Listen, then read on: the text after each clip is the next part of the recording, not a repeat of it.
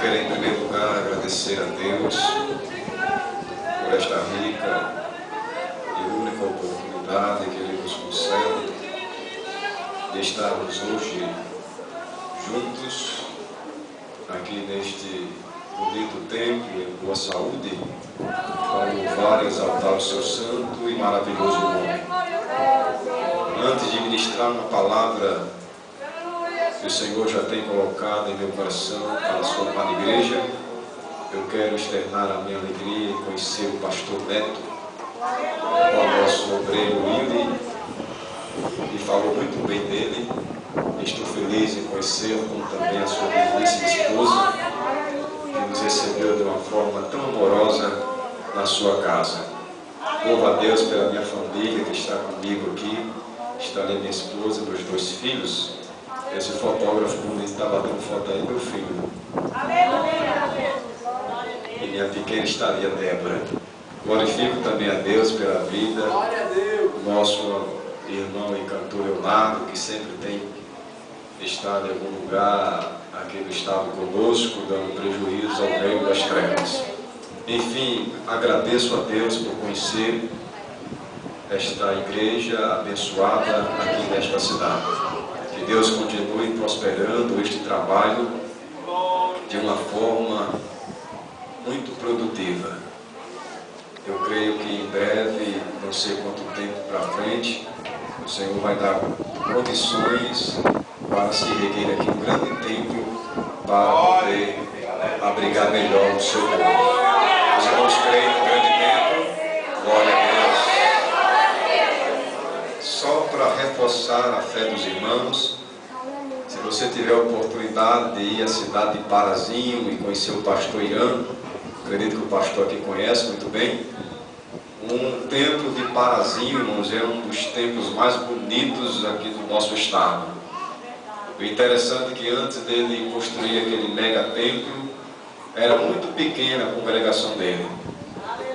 Abrigava, eu acho que 100 pessoas batendo, pressionadas. E hoje você chega ali na cidade de Parazinho e se depara com um templo que cabe muita gente.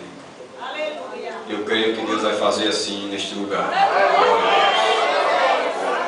Conte com as minhas orações para que este projeto o Senhor venha concretizar. Amém. Enfim, queridos, eu quero neste momento agora ministrar a palavra de Deus. E por favor, se você quiser abrir a sua Bíblia, abra no Evangelho segundo escreveu Lucas. O capítulo é o 7 e o versículo é o 12. Lucas capítulo 7 e versículo 12. Bendito seja o nome do Senhor nesta noite. Lucas capítulo 7 e versículo de número 12. Quem encontrou, dê glória a Jesus. Diz assim a palavra de Deus: e quando chegou perto da porta da cidade, eis que levava um defunto, filho único de sua mãe, e era viúva, e uma grande multidão da cidade estava com ela. Glória a Deus.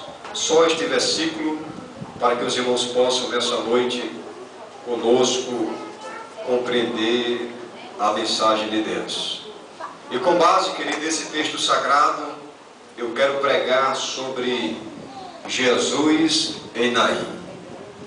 Quem sabe alguém pensou e questionou a si mesmo: lá vem esse irmão pregar sobre a viúva de Naim. Eu quero nessa noite falar sobre a viúva de Naim. Permita-me trazer à memória mais uma vez esta palavra que pode mudar a nossa vida. Glória a Deus. Queridos e amados irmãos, a Bíblia diz que depois que Jesus Cristo cura um servo de um certo centurião, ele olha para os seus discípulos, que em especial era 12, e diz: vamos à cidade de Naim. E a Bíblia diz que com ele muita gente também seguia.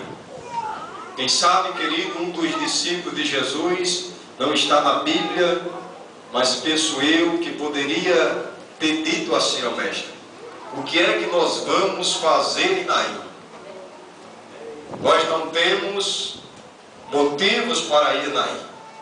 Porque se você pegar, querido, a geografia bíblica, você vai entender que a cidade de Naim, ela não era uma cidade, querido, muito visitada e frequentada por muitas pessoas. Era uma cidade que ficava próximo ao Monte da Transfiguração, o dito monte onde Jesus transfigurou-se e de repente foi visto falando com dois homens que marcaram a história do povo.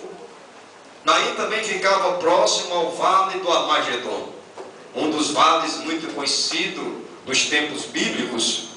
Se tinha lugares para que alguém pudesse visitar, para que alguém pudesse turistar, para que alguém pudesse lembrar de alguma coisa boa, esses lugares eram o Monte da Transfiguração e também o Vale do Armagedon. Ninguém tinha motivo para ir à cidade de Naim, logo porque, querido, era um povoado não muito grande em extensão e número de pessoas. Era uma cidade, querido, que não tinha uma infraestrutura moderna. Era uma cidade que, aos olhos de muitos, relacionada a outras cidades, era uma cidade pobre, era uma cidade humilde, era uma cidade que, para se chegar lá, era necessário sair da via principal e entrar vários quilômetros adentro até chegar à cidade. Naim não era aquela cidade construída à beira da estrada, mas era uma cidade que ficava dentro, certo, de uma localização difícil, até mesmo para aqueles que conheciam a região entre o Vale do Armagedon e o Monte da Transfiguração.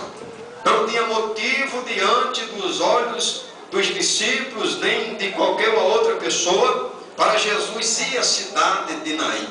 Só que Jesus Cristo já tinha a certeza de uma coisa: uma obra ele tinha que fazer ali.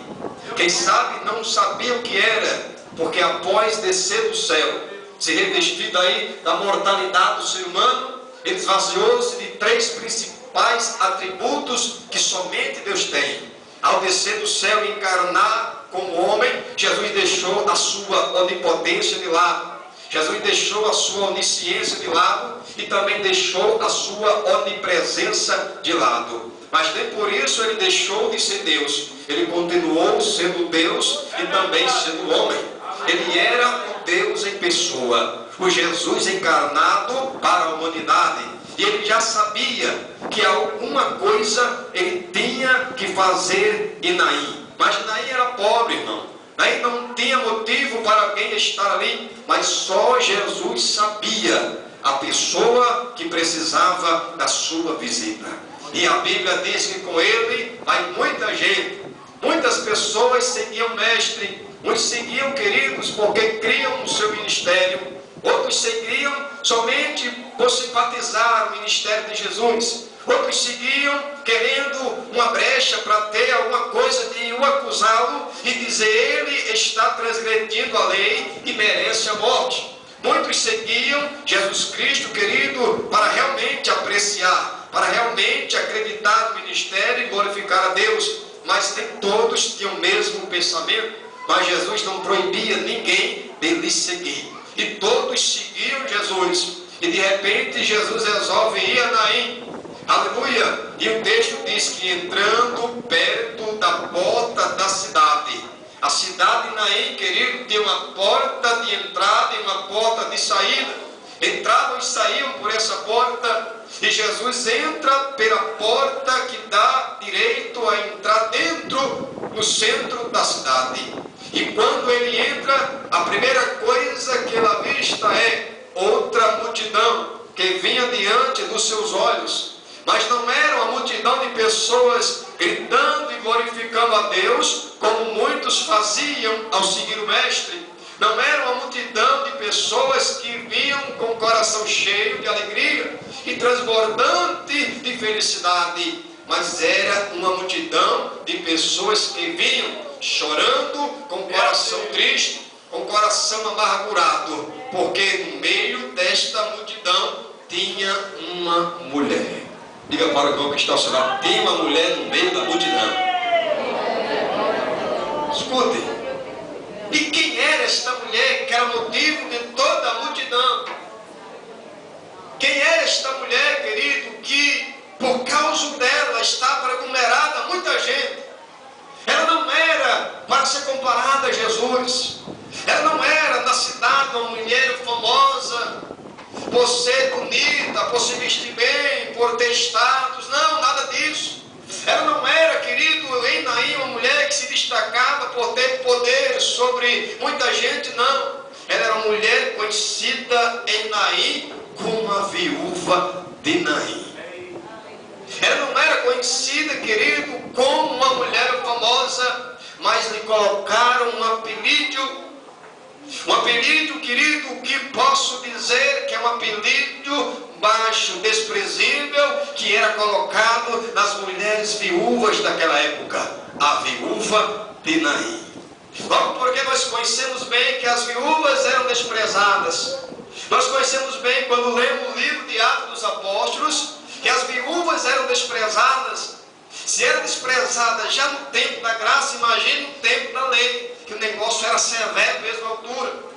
As viúvas, querido, na maioria das vezes, quando o seu marido partia, ela ficava sozinha, e se não tivesse o seu marido bens financeiros, o que deixava para ela era somente dívidas para ela pagar. A viúva sofria, querido, por não ter marido, e sofria mais ainda se não tivesse filho para dar continuidade à geração dela. Só que esta mulher, ela era viúva, mas tinha um filho. Só que o texto sagrado diz, querido, que neste dia que a multidão vinha para sair fora da cidade, ela estava carregando o seu filho, e detalhe, o seu único filho.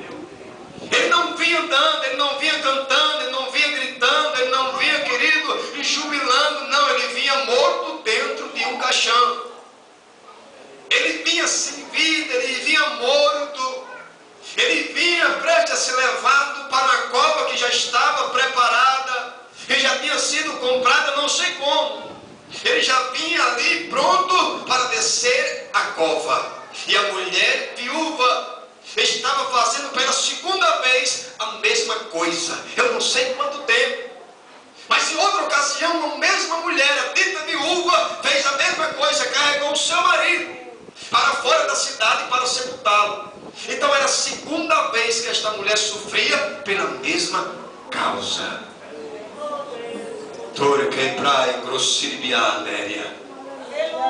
Ei, o teu sofrimento, Deus já tem colocado um ponto final. Mas irmão, quando vai acabar, não sei, quem sabe é Deus. Mas já está escrito na tua história que o final das coisas será melhor do que o começo delas. Escuta, era a segunda vez que ela vinha pelo mesmo caminho, fazer a mesma coisa, sepultar uma pessoa. E esta pessoa era o seu filho, o seu único filho. E por que, querido, a Bíblia faz, Lucas deixou registrado nos textos sagrados deste livro, o seu filho, o seu único filho. Sabe por quê? Primeiro, que só tinha ele e não tinha mais outro. Segundo, porque o filho representava para a mãe, após a partida do pai, o seu futuro. O filho, ele tinha que crescer e se virar para manter a casa, porque o pai não estava ali, o chefe não estava ali. Então carregar o filho para ser sepultado era carregar o seu futuro para então ser sepultado. Era carregar a sua esperança, era carregar, querido, aquilo que ela acreditava que seria bom lá na frente. Ela está carregando o seu filho, o seu único filho, para ser sepultado. Detalhe, ela vem chorando em lágrimas. E quando Jesus a vê chorando e carregando o caixão, e dentro do caixão o seu filho, e ao redor do caixão, muita gente, inclusive os pranteadores, que ganhavam dinheiro, pastor, cantando em cultos fúnebres e em velórios. E olha que dava dinheiro naquela época, irmão. A pranteadores é como os papas defuntos aí, né? Espera o cara morrer para ganhar dinheiro. Assim eram os pranteadores. Detalhe, o velório deste tempo durava 3 dias. Se o camarada morresse hoje, domingo, ele tinha que ser velado hoje, segunda e terça.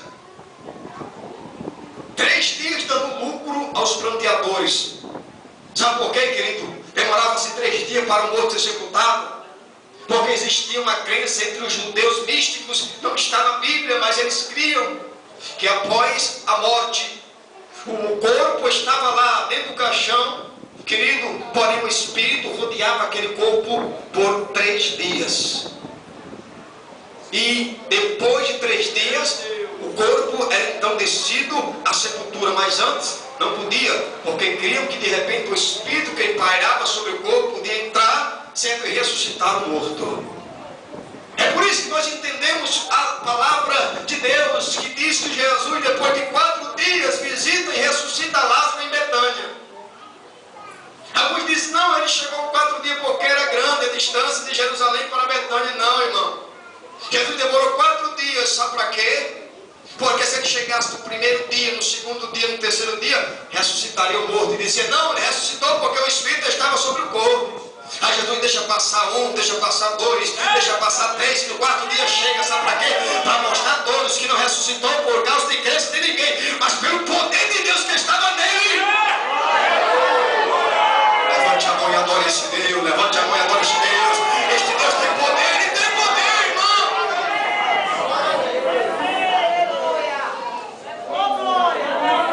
Tudo que essa mulher tinha ido por água abaixo, o dinheiro que lucrou com o trabalho do marido era para pagar os pranteadores, era para pagar o simples caixão feito de material fraco, que ela estava indo sepultar o seu filho em lágrimas, em choro. Irmão, perder um filho é uma dor muito grande.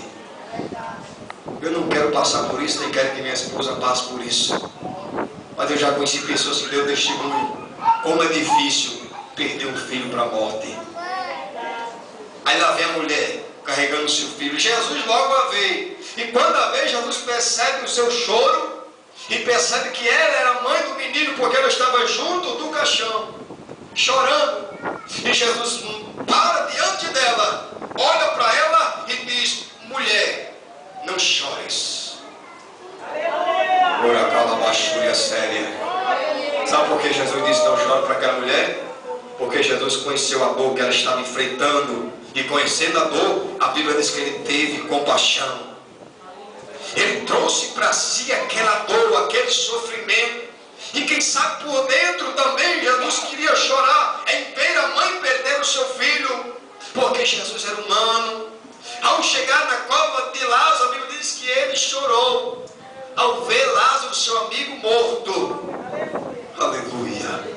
Aí Jesus se compadece, porque Jesus, quando olha e vê o seu filho passando por algum problema, ele se compadece, ele se entristece. Por quê? Porque quem mexe com você, mexe com ele. Quem toca em você, toca nele. O que você passa, ele passa. Porque dentro da gente habita o Espírito de Deus. Deus está lhe vendo, viu? Olha, calachúria séria. Deus lhe conhece, Deus conhece você, Deus conhece teu caminhar, Deus conhece a tua vida melhor do que o teu pai, que a tua mãe, que te criou desde o ventre. Aleluia. Ele te conhece melhor do que ninguém, ele te conhece. Mas Jesus olha e diz, não chores. Muita gente tinha dito antes para essa mulher, não chore, mãe.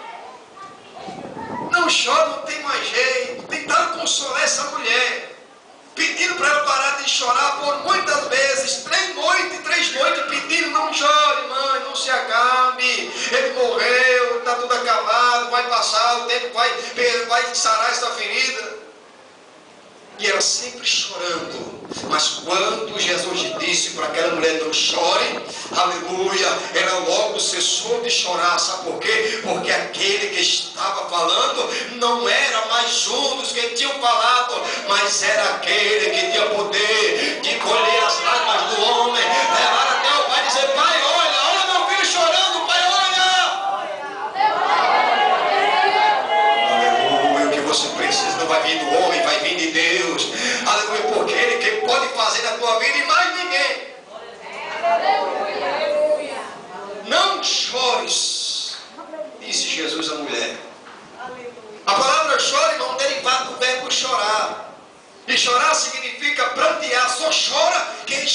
pranteando, só pranteia quem está sofrendo alguma coisa. Dificilmente o homem vai chorar por uma alegria que recebe. Ele canta, ele sorri, mas quando vem uma tristeza, uma dor, uma mágoa, uma pega, aí sim ele chora, ele esboça mesmo lágrimas. Aleluia. Quem sabe existe muita mulher aqui hoje, deste tipo de senhoras, só pranteando por causa que o marido está desviado, saiu de casa, por causa que o filho não quer mais ir à igreja, está rebelde. Existe muita mãe que, quem sabe, por causa que está sendo perseguida no trabalho ou na faculdade, aleluia. Quem sabe você está pranteando, querido, por algum motivo, mas Jesus manda lhe dizer: não pare, vai em frente, aleluia, vai em frente, não olhe para a esquerda, não olhe para a direita, aleluia. Vai chegar o tempo que Ele vai consolar você, que vai recolher as tuas lágrimas, e Ele manda lhe dizer hoje: não chores, não chores, mas em nome de Jesus, o que Ele vai fazer para mim, vai se consolar, eu não sei, quem sabe é Ele, porque Ele tem o melhor para você, Ele que vai fazer a tua vida. Diga para o irmão que está ao seu lado: quem vai fazer é Deus, quem vai fazer é Deus.